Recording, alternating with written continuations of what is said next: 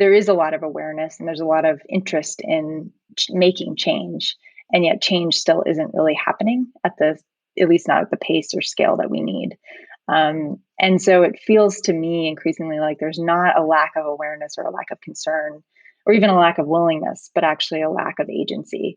And so I've been thinking a lot about what is the role of arts and culture and creative practice in helping people not just wake up to the need for change, but actually undergo the entire transformational process from that moment of waking up, which I think, you and I share a language around Buddhist practice. And there's that, idea that you can wake up in an instant, but integrating the awakeness into your daily life is actually a process. It's an ongoing thing.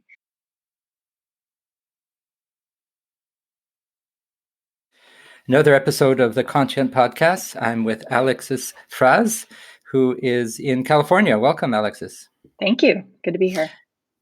We met actually in Arizona more than a year ago at the Creative Climate Leadership course that Julie's Bicycle and a number of other organizations pulled together, and you were one of the resource persons there. So I recorded a few interviews with participants of that, but not the faculty. So I mean, not you anyway. So I'm happy that we have a moment now to talk about some of the issues we talked about at that leadership course, and more generally, we had some email exchanges about the role of art and I really like the work that you're doing as somebody who facilitates so many activities in the arts community. So why don't we start by telling us a bit about who you are and what you do?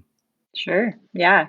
So I'm a consultant and a facilitator, educator, sort of an amorphous category. But essentially, I come out of the arts space as an arts consultant, but got about 7 or 8 years ago, got very interested in climate and kind of activated around that and started building out a body of work around the intersection of arts and climate and arts and environmental issues. And we always had a focus on equity and social justice in our work. And so that blended quite well with the focus on climate justice and environmental justice. And so we really look at climate and environmental issues from a cultural lens, thinking about them as cultural problems. So, of course, there are technological and scientific aspects to them that need to be addressed, but our position is that there are also social aspects, values, social norms, behaviors, beliefs that are founded in worldviews that we need to become conscious of and work to change. And at the same time, we also believe that artists, cultural practitioners, cultural strategies have something to offer to that, that there's a way to kind of help to disrupt and kind of create new worlds that the arts are sort of maybe not uniquely positioned, but very well positioned to contribute. Mm-hmm.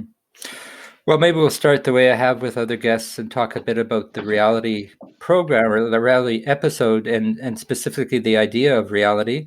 How do you respond to that, or what reactions did you have when you listened to that particular episode? Yeah. Well, I think it's very important to engage with reality on its own terms. I think the fact is, there's a lot of conversation about, do we believe in climate change? Do we not believe in climate change? Do we believe in racial justice? Do we not believe in racial justice?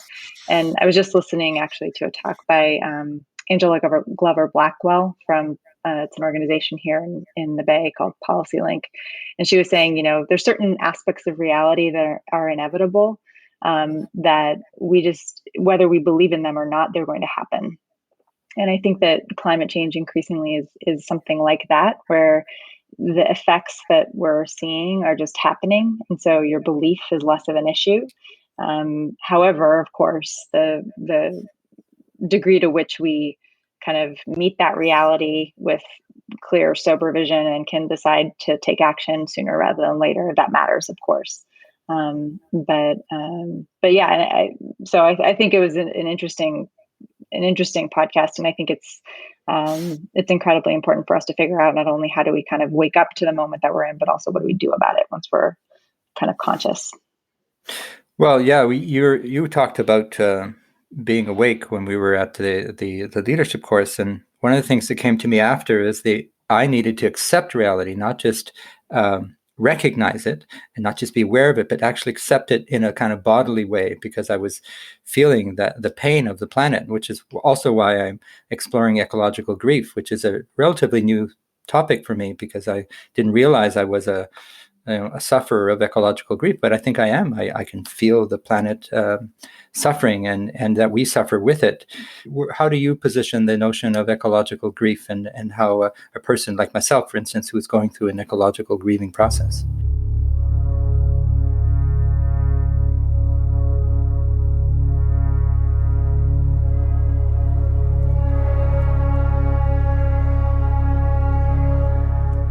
Environmental Humanities Professor Jennifer Atkinson.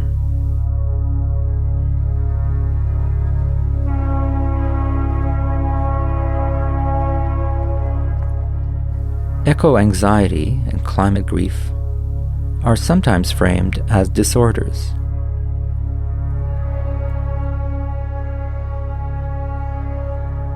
But in fact, these feelings typically arise from an accurate perception of our ecological crisis.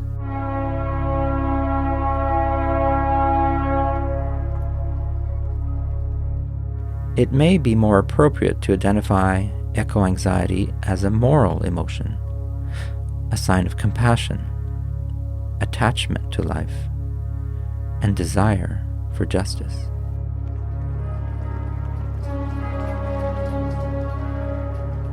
Our future remains unwritten,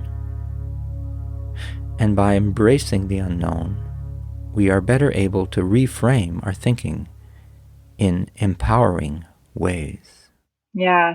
I think it's so important to really work with the feelings that come up. Our culture isn't one that really acknowledges a lot of the more negative, so-called negative feelings that come up in a person's life. It's very much about, I think that's our consumer model, which tries to give us ways to avoid our feelings, our dark feelings or hard feelings. And so I think that the reality of, I remember seeing some studies on eco grief and eco anxiety and things like that, and psychologists are really grappling with these things because they're not irrational, right? I mean, they're actually very normal, rational responses to a situation of loss of things that we care deeply about, including other emotions too, right? Like anger and fear. And it's not to say that we should sort of stop in the emotion and kind of wallow in it. And I think anybody who's gone through any psychology process in their own lives knows that part of accepting and acknowledging the feeling is actually so that it allows you to keep moving through a process. That feelings change once we actually accept them and allow them. And so it's actually the avoidance of the emotion that keeps us in this space of, paralysis and denial of reality in a way. But it's uncomfortable. And I think you turned me on to Jennifer Atkinson, actually, for her podcast. And I remember hearing her say something I thought was very important, which is that, grief in particular is very much connected to love. And we can only grieve for things that we love. And so whether it's the planet and, a particular species that we care about, or our own children that we're grieving for the world that they may not inhabit or inherit, I think that feeling can be very mobilizing and motivating for us. So I think it's really important to let ourselves feel it.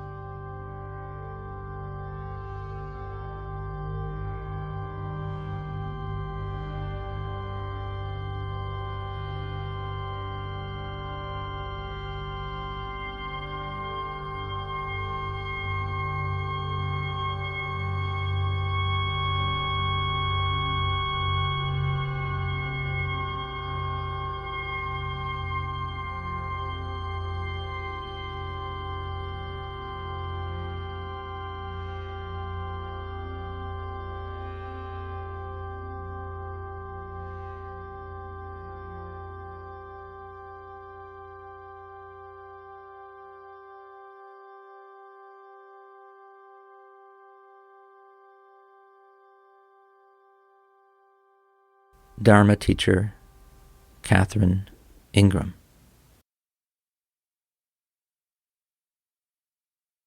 Love. What else is there to do now? Here we are, some of the last humans who will experience this beautiful planet since Homo sapiens began their journey some 200,000 years ago. And then to work through it, acknowledging it, and then for it to be empowering towards action, whichever action any given person feels they can do. And often that's also difficult because you don't think you can do a lot, but when you start putting voices together, it can be very powerful. Right. Which brings us to the topic of the arts, because I know I've read some of the things that you and your colleagues have written about how the arts can be empowering in climate challenges. So maybe you could talk to us a bit about some of the theory and the writings that you've developed and how that's, because some of them are a couple of years old now, so I expect that they are starting to have some impact in the community. How is that work unfolding? Yeah, it's probably not easy work. Hopefully they're having impact. We don't know. It's always hard. It's always hard to know, exactly how your work has had, especially writing and things that you kind of put out there. But I do think that there's been, I can't take credit for this, but I think there's really been a pretty dramatic shift in how. The research that I think you're referring to is a report that we did a couple years ago. Commissioned by an organization called Art Place that's based here in the U.S. That has since closed its doors intentionally. It was a time-limited initiative, but its intention was to really figure out how to integrate the arts into all kinds of sectors. So, transportation and food and agriculture and climate and environment was one. And, one of our first challenges with that research was, how do you even bound the environmental sector?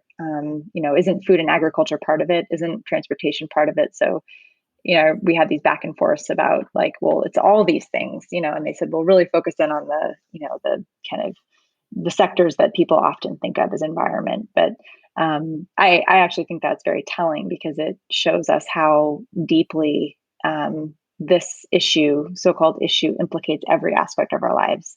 And it's all of our business to figure out how to address it. But essentially what we wanted to do with that paper was look at, from the perspective, if we were in the environmental sectors, and we had their priorities in mind, what is it that we know that the arts can do that addresses those priorities, and looking at, on the ground practice in places, case studies and examples. And what we found is essentially, we came up with 5 things.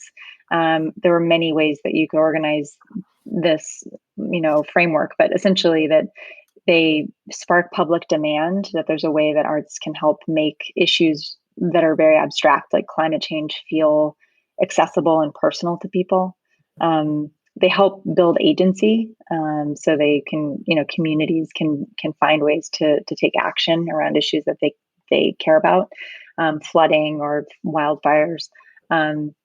They help people bridge scales between, this is sort of connected to the first point, but between the local issue that they experience and the global conception of climate change. So, I'm dealing with a wildfire in California where I live, and yet I understand how that relates to this bigger picture of climate change that I've been told about.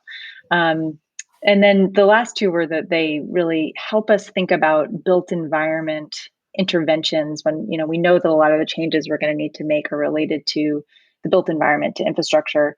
And we can think about those in more human terms when we integrate the arts and artists in those, that it's not just about, we need solar panels on the roof, but what's a livable space? How do we want to reimagine our cities so that they actually serve, a variety of human functions? And then finally, economies, that they kind of challenge and offer alternatives to the way of defining value as being purely about economics and about profit and consumption. And artists are very good at this. And there are lots of examples of local economies that are kind of based in creative practice. So those were very tangible. They were very practical.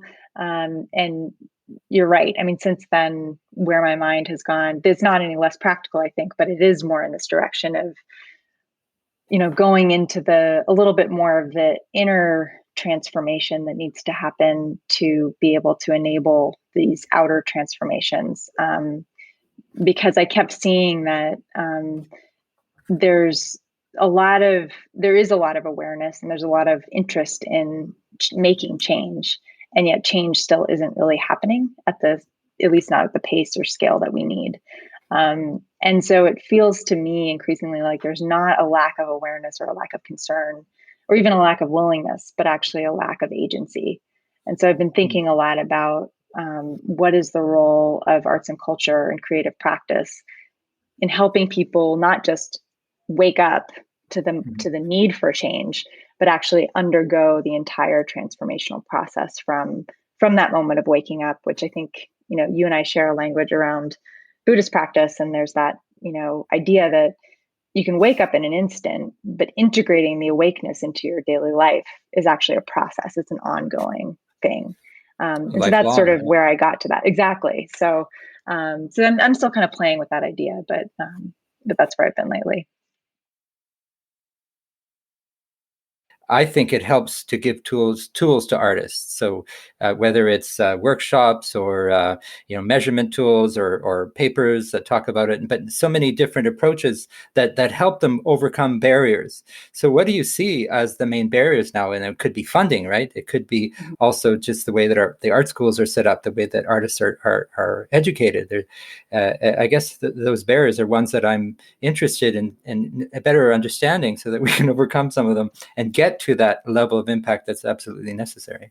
Yeah, no, you're right. And I think, one of the barriers that I really wanted to address with this new thinking is that I think it's ironic, but given that there's so much more attention now and interest from, advocacy groups, and scientists and, climate initiatives in working with arts and culture. And there's a lot more funding going towards it. At least in the US. And there's interest from the art side too. So there's a lot of artists that are doing this kind of work. And what I noticed is that the majority of that is still really focused on this kind of communications, waking people up part of the process. And there's nothing wrong with that. But I think if you look at, 3/4 of people, at least in the US, believe in climate change now, believe it's real. A third of people are very worried about it. It's hard for me to believe that's not enough to make transformational change if we really wanted to do it. And so it feels to me like we're misdiagnosing the problem a little bit. And so in terms of barriers, one of the things that I'm trying to figure out a way around is actually to guide artists and cultural practitioners and funders to kind of think about a broader spectrum of interventions. And focus in on the places where we probably will get the most bang for our buck.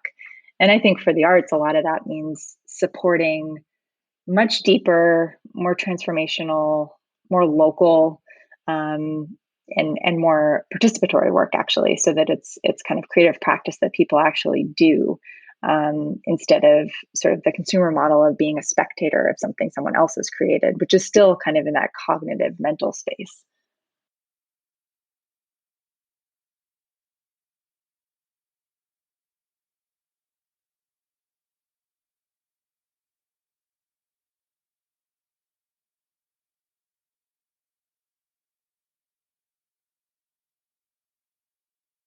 Artist David Haley. We now need aesthetics to sensitize us to other ways of life.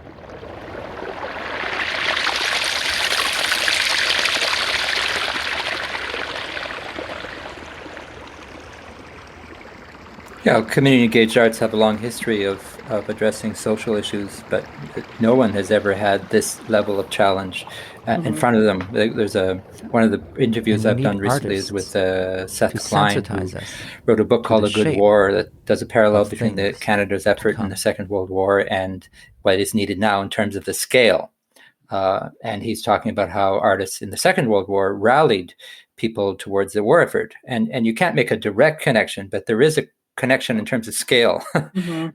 And And yet you don't want to start instrumentalizing artists and saying, well, you have to do this kind of art, or else the world's going to end, because artists have to be true to themselves and in the way that they work. But I think there's a tipping point that's coming. Tipping point in terms of artists getting not only a seat at the table, but playing the role that's going to be very useful to advance those blockages. But things have to change quickly, and I'm sometimes concerned that there's a sense of inertia. See, I'm at a loss for words, because there's part of me believes that we can do this, and a part of me isn't seeing it happening yet at the scale that is necessary. I see bits and pieces, and we've talked about this over email. There's little pieces. How do you connect those dots, and how do you create this synergy so that we can move forward without, I mean, it'll be transformative necessarily, but how can it be? How can it actually work with integrity, so that the arts community really feels genuinely compelled to do this work, because it's necessary work. It can be exciting work, it can be joyful work. We forget how joyful life is. It's true that the catastrophe is very dark. And yet we're still alive, we're still breathing every moment.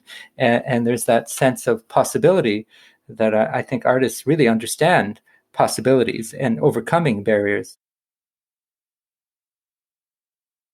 No, it's confusing. But I think you hit on something really important, which is, artists are very good. The artistic process is a process of going into the unknown again and again, not knowing what the outcome is going to be, and working through that process and coming out the other side. And I think that that's actually a model for the way none of us know, the answer here or the solution, what the world is going to look like in the future. We know some of the things we have to do, but in terms of what does a society look like that's done those things, and how are we going to live, and how are we going to relate to each other?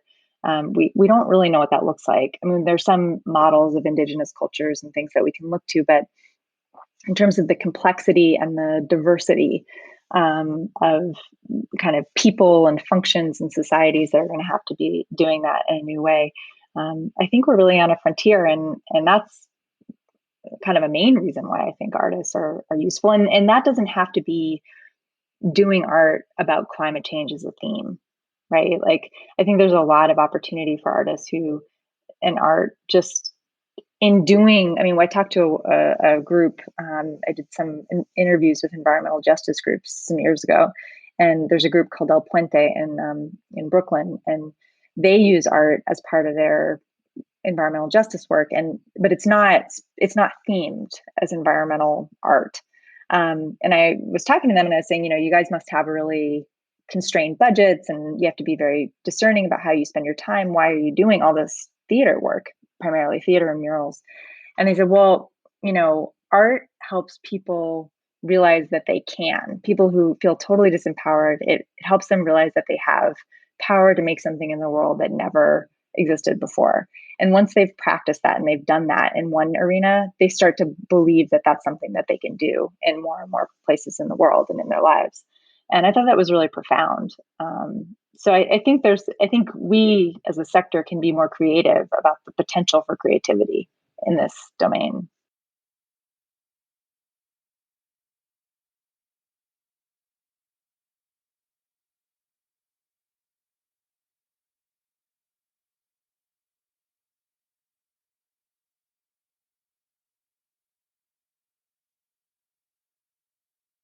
Writer Charles Eisenstein.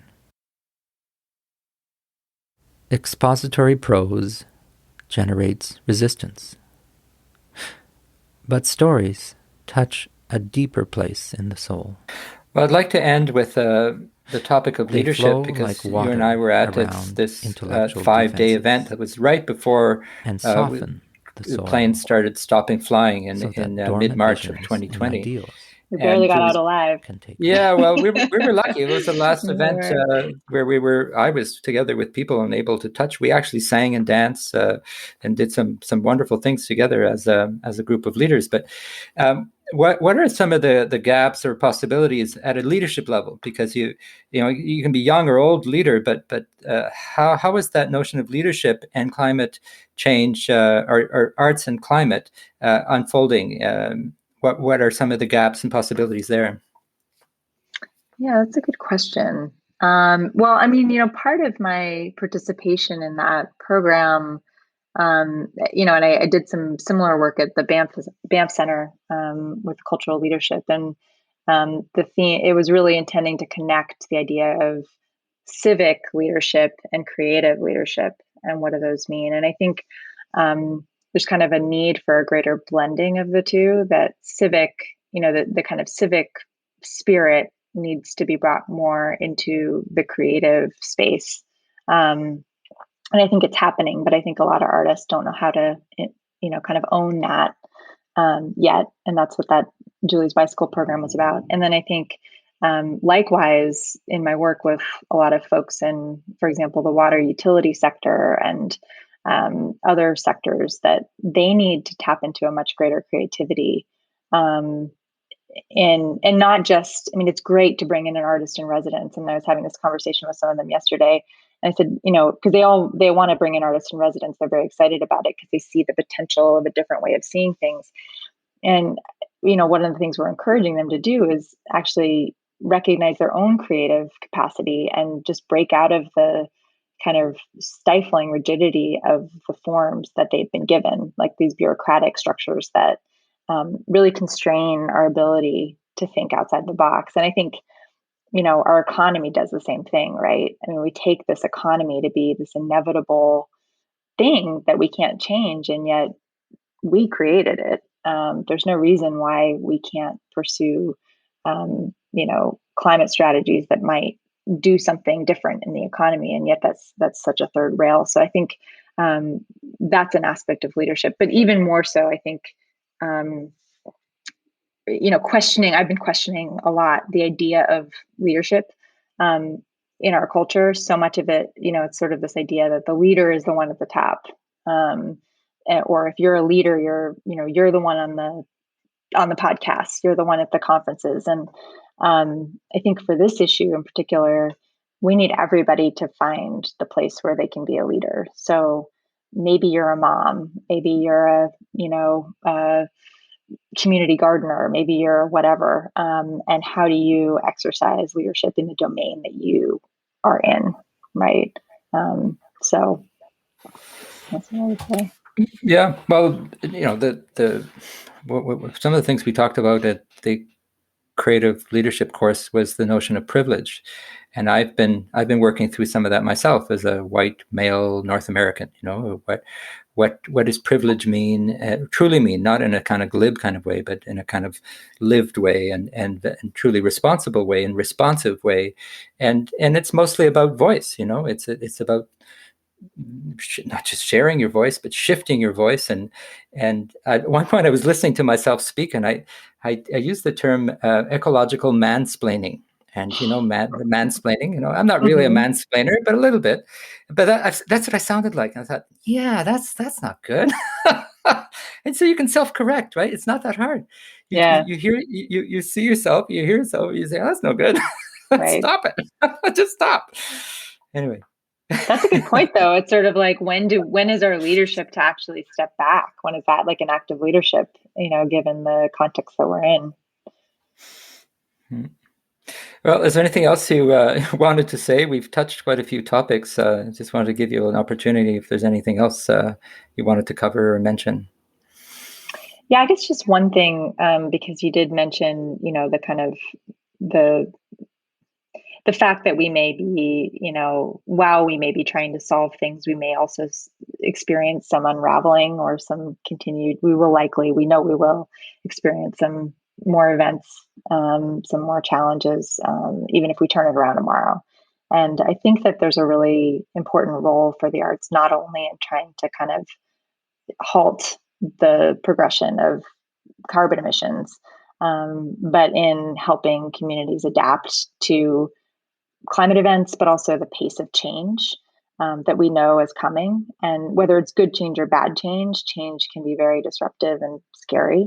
And so I think the role that culture has played throughout time has been to help people make sense of their world. And I think that that's something that is going to be really important now as our world is sort of topsy-turvy for a while. And that could be, artists are great because I think they see that as kind of an opportunity and interesting. And the rest of us could do that too. Well, on that rather hopeful note, because I do believe that adaptation is something where artists will play a very important role, because a lot of the damage is done to the planet. It will heal on the very long term, but we need to adapt to what we've done to it and reinvent the world in a way that is better socially, better culturally than it was. I think that's a vision that artists can bring and then implement it through their work. So thank you. We will talk again, and I really appreciate having this opportunity to converse with you. It's really just a beginning, but I think people appreciate your accumulated wisdom through the writings and also the things you said. I think they're really worth thinking about, and maybe going back and just stepping back and taking some of those ideas and trying to see how they fit into our own lives. The various topics that we covered today. So thanks a lot, and see you again. Thank you for having me. Okay, sounds good.